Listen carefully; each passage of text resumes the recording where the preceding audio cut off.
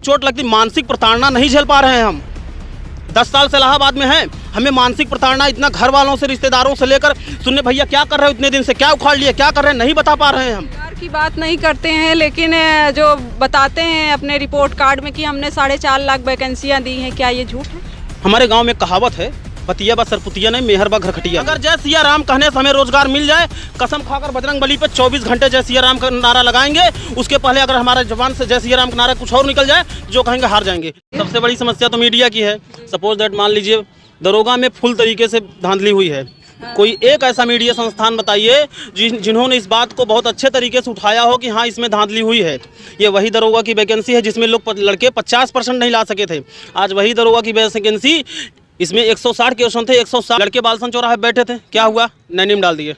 अभी वहाँ भी हम गए थे, नैनी में डाले कि नहीं डाला आपको पता होगा, नैनी सेंट्रल जेल है उसमें डाल दिए। हाँ। ठीक है, अब हम जैसे लोग गरीब तबके से आते हैं, अब हमारे घर पे अगर ये खबर जाए कि लड़का जेल में चला गया है तो क्या कहेंगे, चुपचाप तुम पढ़ाई करोगे, तुम नेतागिरी कर रहे हो। हालांकि हम उनको समझाएंगे नेतागिरी नहीं अधिकार के लिए है। लेकिन आपके साथ अगर और ज़्यादा युवा हैं, कई छात्र हैं जो धरना प्रदर्शन कर रहे हैं या फिर मांग कर रहे हैं जॉब की, तो उस पर अगर वो आवाज़ उठा रही हैं तो घर वाले इससे ये होगा कि हमारे बच्चे पढ़ते हैं, उन्हें शायद सरकार की लापरवाही या किसी और की लापरवाही है, उसकी वजह से नौकरी नहीं। अगर हाथ पे हाथ धरे हैं भाई, यहाँ लगातार स्कैम हो रहा है, नकल हो रही है। आप ये बात आपकी बिल्कुल सही है, लेकिन क्या है ना कि एक जो मिडिल फैमिली के नीचे जो गरीब तबका है ना, वो हमेशा से सरकार से डरता है। सरकार यूं कहें कि पुलिस से डरता है।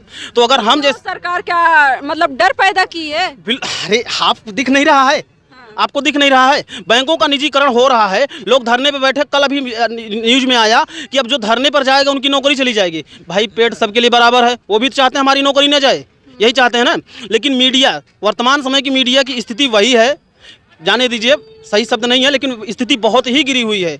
आप चलिए बहुत नहीं, लेकिन जो बड़े बड़े मीडिया संस्थान हैं वर्तमान समय में देखिए ना क्या हो रहा है। वो रोजगार, शिक्षा, बेरोजगारी, चिकित्सा के मामले में बिल्कुल दूर तक कोई नाता नहीं है। हाँ, मंदिर की बात आ जाए तो बहुत बाबा जय सिया राम, भारत माता की जय। अगर जय सिया राम कहने से हमें रोजगार मिल जाए, कसम खाकर बजरंग बली पे 24 घंटे जय सिया राम का नारा लगाएंगे। उसके पहले अगर हमारे जबान से जय सिया राम का नारा कुछ और निकल जाए, जो कहेंगे हार जाएंगे। लेकिन हमें रोजगार चाहिए अगले दिन ना। अभी आप क्या करें, यूपीएससी का आपने एग्जाम दिया था, हमने एग्जाम दिया था। क्या नंबर आए हैं आपके? हमारे 97 क्वेश्चन सही है। हाँ। 160 में से 97 क्वेश्चन सही है हमारे। इसमें क्या लग रहा है, किसकी लापरवाही है जो ये स्कैम हुआ है? जाहिर सी बात है, सत्ता में बैठे सरकार। अब हम तो आम जनता को तो कह नहीं सकते, आपको तो कह नहीं सकते। कुछ भी गड़बड़ होगी सरकार जिम्मेदार होगी। अगर सरकार नहीं करा पा रही है, ये सरकार की गलती है। अब दूसरा कोई ये आकर कहे कि नहीं सरकार कहाँ जाए, तो वो मूर्ख है, सीधी सी बात है। तो इस पे क्या लग रहा है, आप लोग क्या कदम उठाने वाले हैं कि इसकी जांच होनी चाहिए या फिर एग्जाम होना चाहिए, क्या कर? इसकी जांच हो और अच्छे से जांच हो, इसका जो दोषी हो उस पर रासुका लगे, सीधी सी बात है। देशद्रोह का मुकदमा चले, क्योंकि देखिए आप किसी को मार सकते हैं, हाथों से उसे चोट लगती, मानसिक प्रताड़ना नहीं झेल पा रहे हैं हम। 10 साल से इलाहाबाद में हैं, हमें मानसिक प्रताड़ना इतना घर वालों से, रिश्तेदारों से लेकर सुनने भैया क्या कर रहे हो इतने दिन से, क्या उखाड़ लिए, क्या कर रहे हैं, नहीं बता पा रहे हैं हम, नहीं बता पा रहे हैं। टेट का एग्जाम हुआ नहीं हुआ। अब उनसे जो लड़के उसमें बैठे थे, जो पैसा देकर बैठे उनकी बात अलग है, जो एक्चुअल मेहनत कर रहे थे उनसे जाकर पूछिए उनके मानसिक स्तर में क्या हो रहा है, कितने मतलब कहाँ है। सही बात कही। इस बात को समझ रही हैं। अब अभी क्या है, 2016 में यूपीटीपीएससी उत्तर प्रदेश अधीनस्थ चयन सेवा आयोग है, उसमें वैकेंसी नहीं आई है, और जो आई भी है पूर्वी सरकार की, अभी उसका एग्जाम भी नहीं हुआ है। एग्जाम बिल्कुल तरीके से नहीं हुआ है, और कैलेंडर पे कैलेंडर जारी कर रहे हैं, कभी कोई कंफर्म नहीं हो पाता कि एग्जाम कब होगा। एग्जाम्पल के लिए फॉरेस्ट गार्ड की वैकेंसी थी, 2019 में फॉर्म भरे थे, आज हम 2019 में यही हैं। 2019 बीत गया, 20 बीत गया, 21 भी बीत गया, आने वाले 22 चल रहा है, 21 बस समझ लीजिए हमारे सब बीत गया। क्या है, 10 दिन 15 दिन खत्म बीत गया ना। लेकिन कहाँ, कितना टाइम हो गया आपको? इलाहाबाद 2013 जनवरी में, जून में आए थे हम यहाँ पर, 2013 में, अभी तक यही है। सरकार पूर्ववर्ती सरकारों ने पहले की, अब यही कर रहे हैं, ये कर रहे हैं। हालांकि पूर्ववर्ती सरकारों से दुगने स्पीड से कर रहे हैं। तो सिलेक्शन भी, वो इलेक्शन होने वाला है 2022 में, क्या लग रहा है फिर से योगी जी आएंगे? बिल्कुल आएंगे। जानते हैं क्यों? हाँ। क्योंकि उनके पास इतना पैसा है, विधायक से लेकर वोटर तक को खरीद सकते हैं।